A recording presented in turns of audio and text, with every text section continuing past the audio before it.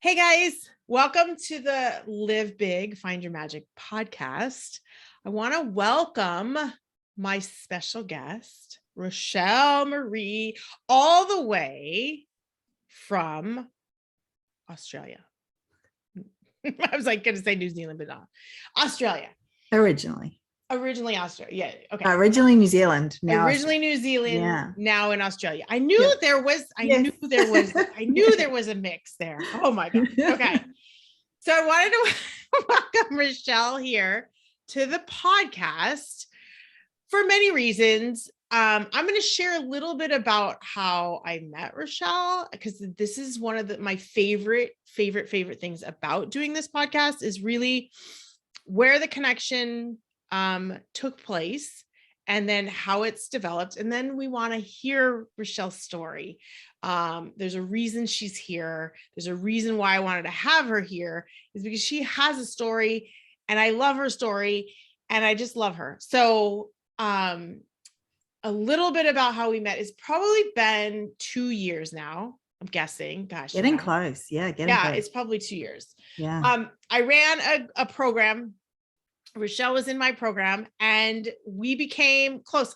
This is the greatest thing about when I was doing this program as a group program, and the connections that I built from there go well beyond what I was teaching. Or I could care less about what I was teaching. The connections that I built, or that I was a part of, really, I was just a participant in that, have gone so much further. And here we are 2 years later. You were one of the first people I was like, yes, please. I want to interview you. I want this to be, we had done the little backstory is that we had done an interview for my other podcast, but I was like, no. I want this to be the interview. So that's a little bit about our connection. So it's been a couple years. We've stayed connected just as like supportive human beings. We care about what's going on in each other's life. Obviously, we care about what's going on in each other's business, but most importantly, as human beings, we just care about the person and what's going on, even when we're coming from, two different sides of the world. This is the coolest thing ever, doing this. Like it's, I don't know, 6:30 at night here. And it's 12:30 in the afternoon the next day. Perfect. Perfect. Okay. So what I wanted to do is I want to ask you a few questions, and then I want you to kind of share your story. Obviously not, we're not going to spend hours on a life story, but I want people to take away from, your spirit and where you come from, and kind of, what makes you and why you tick and how you tick. And we shared a little bit before this call, and I'm super excited about what you have to share. So let me just ask you a couple simple questions first. This is like the icebreaker questions here. Uh-huh. All right. So, and I haven't prepared her for these questions either. All right. So what brings you joy? Like, name one thing that brings you joy. What's the first thing that comes to your mind that brings you joy? It can be anything, honestly.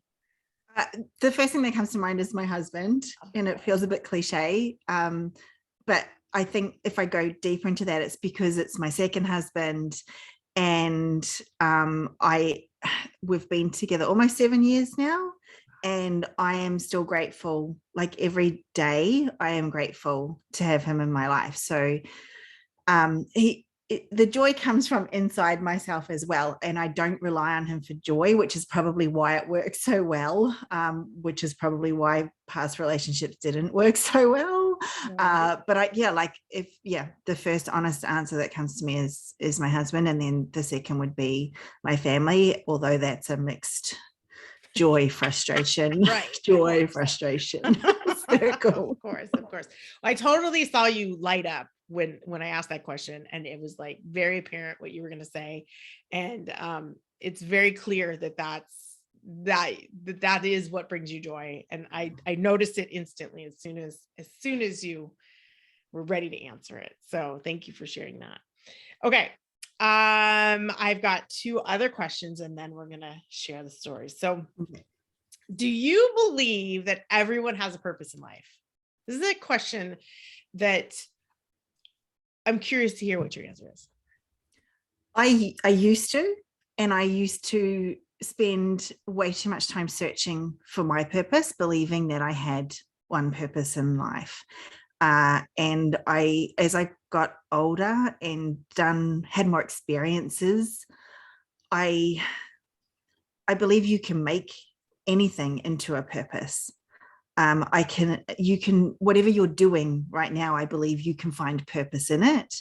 And I also don't think there's one purpose to anyone's life. Mm-hmm.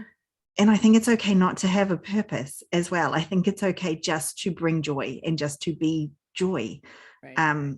That's like, if we, it's almost like, I think now that our purpose is to bring joy. So if we can just bring joy, we don't need the purpose. Right. Right. Yeah. And actually, I think it probably takes the pressure off of people, right? You just gave everybody permission to not feel like they have a purpose. Yeah. And I actually very much agree with you on that, only because I love talking to people. I love talking to my friends outside of business. And, there are, I used to think the other way around, like everybody's got a purpose. I know you have a purpose. I know you have a purpose. And then when you sit and think about it and you spend time with it, you realize that the purpose, like you said, the purpose is in the joy. Like that's, and giving them the permission to say, no, you know what? Don't worry about it. You don't have to feel like you need a purpose. Yeah. So I'm glad we're totally on the same page. Of course we are. That's not surprising. No. Okay. And then one last ice-breaking question. And it might be complicated. I don't know. What's your favorite thing about human connection? Favorite thing about human connection. This is probably because I've been reading a book lately. So if I thought about this again in a week, I will probably give a different answer. I've been reading Predictably Irrational. Mm-hmm. And it constantly talks about how weird we are as humans. And I think that's the part I like about human connection is we're all so weird. we are all like, we have our quirks and we have our ways of looking at the world. And, in this day and age, everyone has these strong opinions one way or the other. Mm-hmm. And I think when you truly connect with someone and allow for that quirkiness and allow for our weirdness and allow for our vastly different opinions and just connect on a person to person level, like that's special. And I'm happy to be able to do that with some friends that have very different ideas in the world than I do. I can let them go and just connect with their hearts and know that they are amazing people, regardless of what their beliefs are and their quirks are. Right. So yeah, it may be biased right now with the book I'm reading, but I just love how we're all weird. No, exactly. Embrace the quirkiness, right? Yeah. Embrace each other's quirkiness because we are all different and crazy and kooky. And I think that that's what makes life exciting too. I mean, if we were all the same, it'd be kind of boring. I don't know. Yeah. Right? Exactly. Yeah. Awesome. Okay. Well, thank you for indulging me in these random questions that you did not know would show up. But of course, I value everything that you have to say. So I love that. I love that you shared, and I love that you shared on the spot, which is amazing. So share with us a little bit about your story. And, I like to, it's simple. It's like, what do you have to share with the audience on a podcast called Live Big, Find Your Magic? You can really share anything.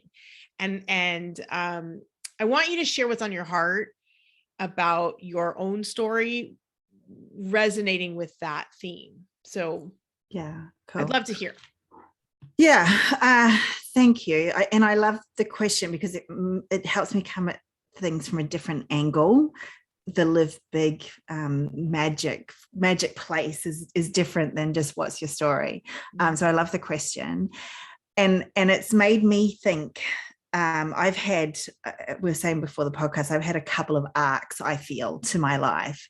One was the arc with my first husband, and we had our children, and it was a bit of a struggle street, as a lot of early relationships are, where you're both early on in your careers, or one of you's not working, and you're trying to find your way in the world, and you have no idea who you really are at that young age.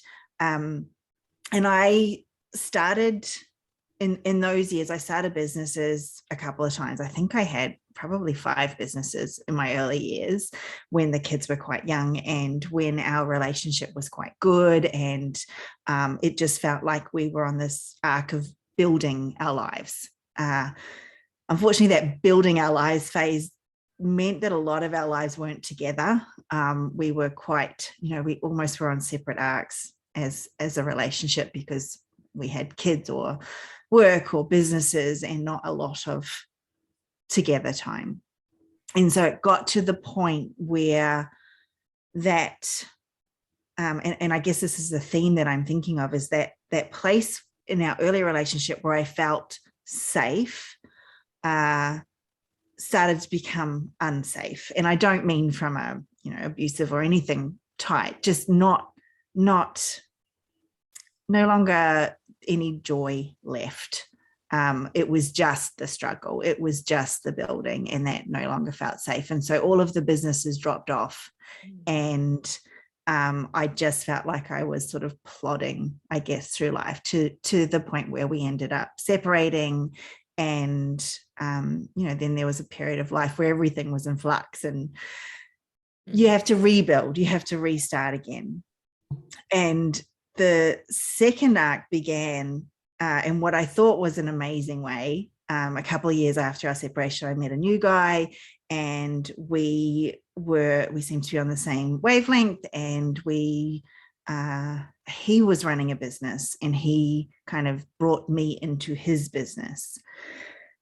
And I don't want to tell the whole long story, but it turned out terribly, absolutely terribly.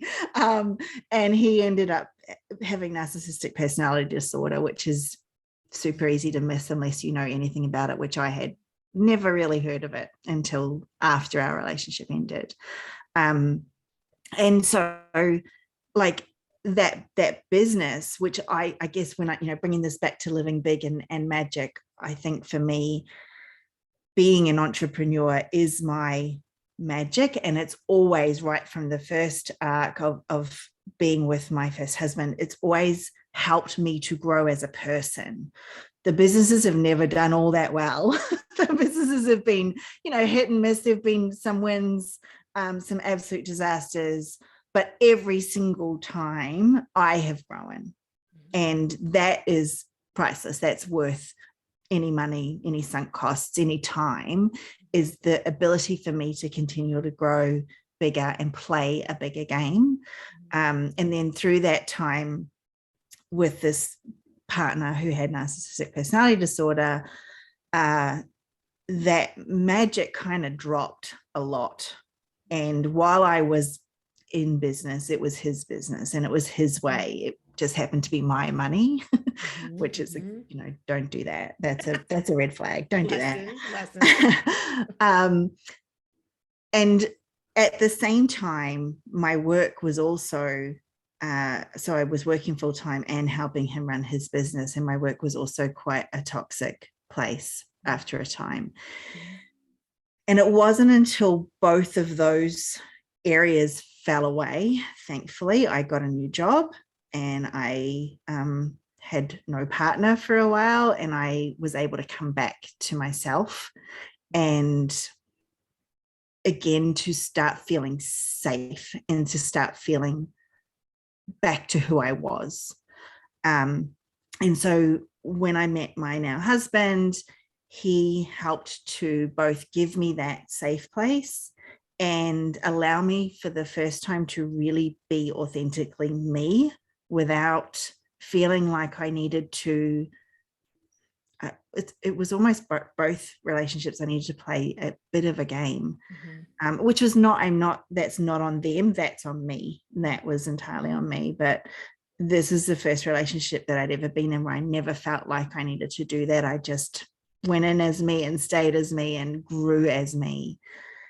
And it was about finding that psychologically safe place to do that and to experiment in, to be authentic, to be yourself. And then opportunities started to come at me. And I was in a place where I could take advantage of them. So I guess, yeah, just to sort of tie that up, what I really wanted to get across is that if you're in a place where you're not feeling authentically you, where you're not feeling safe, where you're not feeling supported, then you're probably not going to be able to live big. You might, but it's so much more difficult and so much more of your energy is going on other things. So I would now, looking back, get out of those environments far sooner than I did, because now I realize how much more of me there is, and how I am perfectly fine just as I am without needing to change, and how well you can grow. It's like planting a flower in fertile soil versus in the desert. It might survive in the desert, but it's going to have really, really, really long roots down to find that water, and all of its energy is gone to find the water. Whereas in fertile soil, it's got all the time in the world to, grow into a bigger and bigger flowery bush. So yeah, that's part of my arcs, I guess, into living big and finding your magic. I think that the timing of this quite perfect, because everything that you said, I can 1000% agree on that. And that it's something that you don't necessarily see. Obviously, you don't see while you're in it. You see when you're out of it, you go, oh my gosh, that you're losing yourself though, right? When you say you recognize the fact that you're losing yourself, and that it's harder, right? To find the magic, and it's more frustrating because you're like, I know that there's magic there. I know it, right?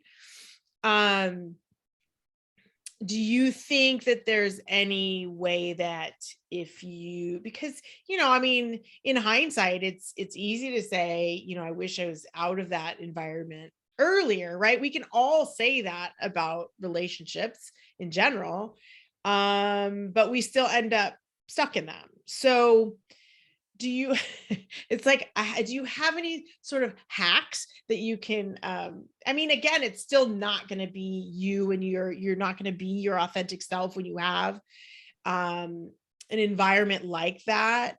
But, if someone is in a position where they're just like, I just can't, I'm just stuck with this right now, how would you, what piece of advice would you give them to find, maybe a little piece of that magic while in that? I think if you can find at least one environment that is supportive, so whether it's work or home, having at least one environment that's supportive makes a huge difference. Having all your environments as a desert is so draining. So I think if you don't have an environment now where, and I was thinking around, how would I know next time that I wasn't being my authentic self? Because I think sometimes you kid yourself that you are. And to me, when I look at the two relationships and the work environment where they were toxic, it's a fear of speaking up and speaking my truth. That is what I would probably look for next time, is if I can't say to my boss or my colleagues or my partner, hey, this isn't right, or I'm not happy with this, or, if I'm censoring myself, that's not great. Yeah. That's your red flag to you that says something should change. Yeah. Something, I need to do something about this. I need to work on, I need to work on speaking up, right? Like, I guess that would probably be more productive in instead of fighting the resistance in your magic, fixing that one piece of, being able to step up, being able to say something, maybe not necessarily getting out of that environment, but being able to speak up. Maybe that's, that's the one thing to work on. Okay, this one time I'm going to say something for myself and feel it and know that I spoke my true self. And, that takes a lot of courage. It takes a lot of time to get to that point. But I know that if I'm just thinking about it, looking back at my own situations on exactly those things where you're right. It is the fear of like speaking up or saying something or speaking your authentic truth. I have to laugh because I'm sorry. I know this is podcast, but my dog is snoring so loud. I cannot hear it real, people. It was a subtle snore and now it's a very loud snore. Keeping it real. Anyways, I know that if someone were to tell me you can do it, you can speak up, there's a way to do it where you'll be heard and you'll feel empowered and you feel like you're not working against yourself, I guess. I think I would have probably spoken up. Yeah. I don't know. I think that's very valuable. I think what you shared is actually what a lot of people go through, like whether it is a work environment or a relationship environment, and recognizing the fact that you can't find that magic unless you are your true authentic self. I know that for a fact. I struggle with that myself. Kind of walking through the desert and really forcing it and really forcing it and really forcing it, knowing that there is a true authentic self and that there, finding that out there is also the challenge in itself. When you haven't seen it in a while. But it's there. It's definitely there, and things do become easier once you find that. It's so funny that it's just the timing is just perfect. Hence this podcast was created around a very similar experience, like myself becoming my true, oh my gosh, why didn't I do this? Why didn't I launch this podcast years ago? This is exactly what I want to do. Truth is, I was walking through the desert, right? I wasn't being my true authentic self until most recently. And I was like, oh yeah, this is, of course I'm going to do this. This is easy, right? This is the magic. Yeah. So I'm so glad that you share that. It's really, really, I think it's going to help a lot of people, whether they have a business or not. I know many of my friends would resonate with that just in their own work environment or their own relationship environment. And just kind of feeling free versus feeling like they're holding back, right? Yeah. And I think if you do that work on yourself, right? So there is a part of this that I will fully take responsibility for in both relationships. And I needed to do the work on myself first before I could feel like I could speak up. And I think if I'd done that earlier, which I didn't, and I don't regret, it's, it is what it is. And if I'd spoken up in those relationships earlier or in that work environment earlier, I don't think the outcome would have been any different. I don't think I would have stayed with either partner or stayed in that job but it would have shown me that I'm being myself, I am speaking up, and it's still not working. Yeah. And therefore the environment will, is it decoupled? Yeah. That's right. The word conscious uncoupling. Yes, conscious uncoupling, from each other, I think, because if I think of work environments where I haven't felt safe to speak up, and then I feel like if I speak up, I'm probably going to put my career in jeopardy. Right. well, then speak up and and this is what I do now is speak up and put my career in jeopardy, because I don't want to be here if I can't be my authentic self. And I don't want to be here if I can't speak up. This is not the environment for me. So whether it's relationship, work, or business and your clients, if you can't speak up and be who you authentically are, and they hear you, and whether they agree or not is a different story. Like, they don't have to agree with your truth and your authentic self, but they can listen and you can have a conversation. And if that can't happen, then I'm fine now to walk away. Right. And that required a lot of work on me, because before it was all fear driven. I don't want to speak up because I don't want to lose this career. I don't want to lose this partner. So I'll just. Right. So for someone who hasn't really looked into, doesn't know really where to start to work on themselves, but they keep saying, work on myself. Where do I start? And someone like you and and we both can relate to each other in the fact that, we build businesses and personal development, and this entire bookcase plus more is all of that, working on yourself. But for most people, that's not the reality. So where would someone start where they're like, okay, I'm ready. I want to find my magic. I want to speak up. I want to work on myself so that I have the courage to do that. What small piece of advice would you give that person to get started? The honest truth would be, find a coach. That would be the starting point, if that is within your reach. And it's not within everyone's reach, and not everybody is in that place. But if you're wanting to really do the work on yourself, then somebody else that isn't there judgmentally will really help you to understand yourself and work through, what things you might want to do next on your journey. If that's out of reach right now, then I would personally, I would probably just go to a bookshop, because I also love books, or Amazon and find Kindle, whatever, it doesn't matter.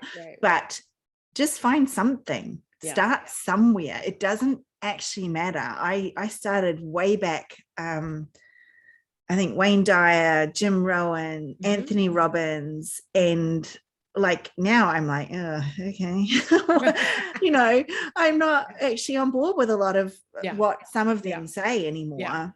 And yet it started the journey. I love that. And then you'll find what resonates and what doesn't. It's definitely not an overnight.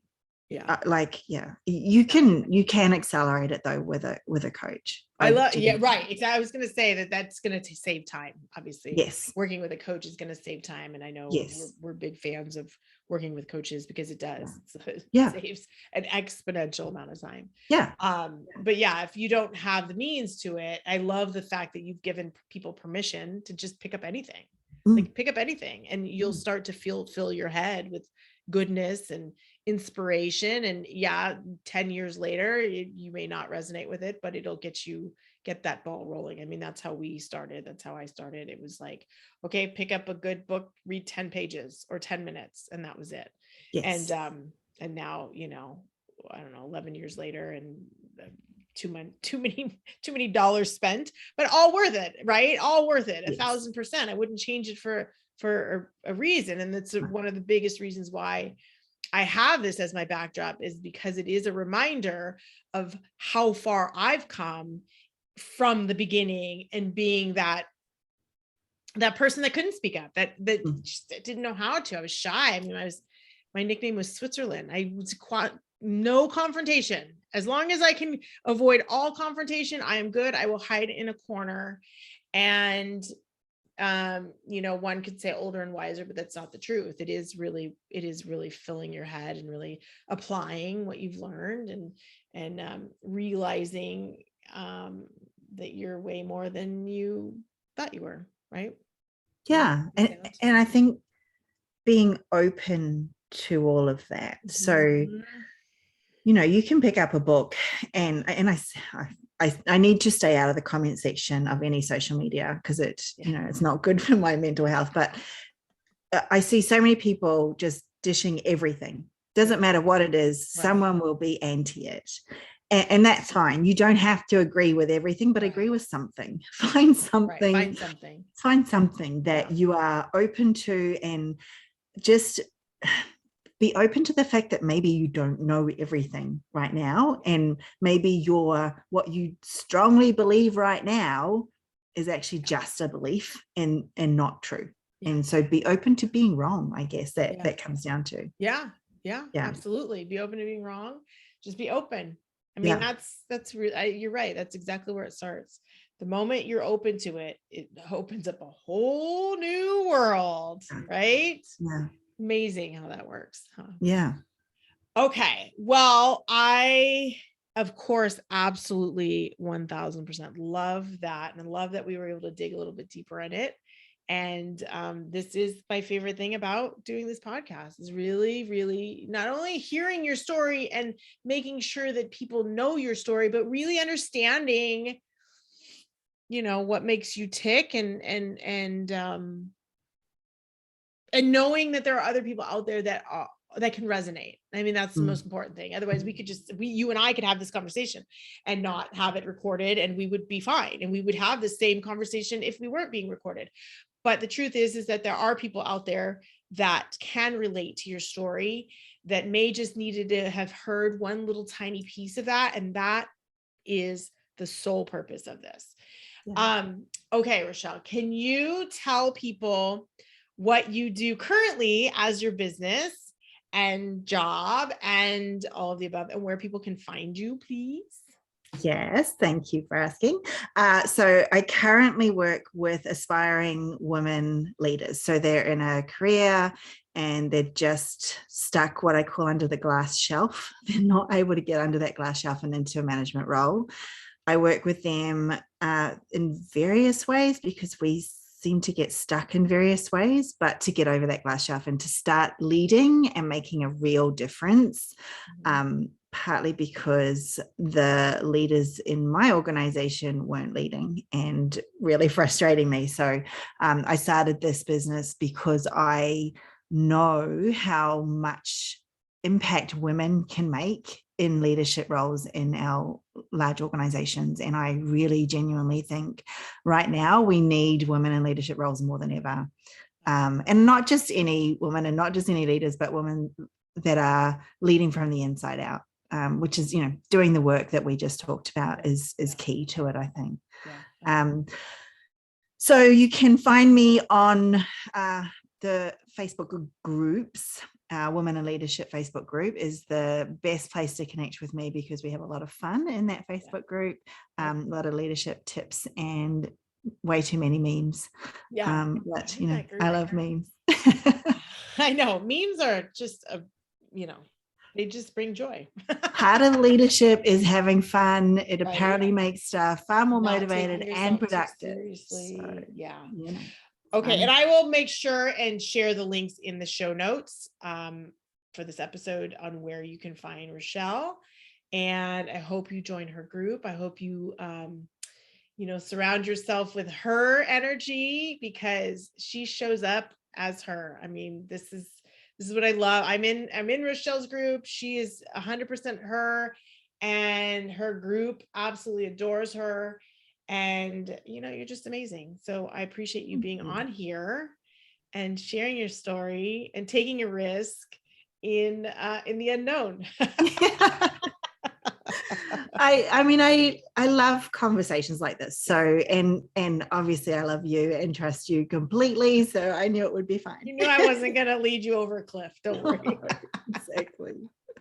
All right, guys. Thank you so much for joining us. Make sure, and if you're watching this on YouTube, hit subscribe, share this with anyone who needs this. And darn well, someone needs this one. Share it with anyone. If you're listening to it on any sort of podcast platform, please subscribe, please review, and go find Rochelle, please, and say hello. All right, guys. Thanks for joining us. Bye-bye.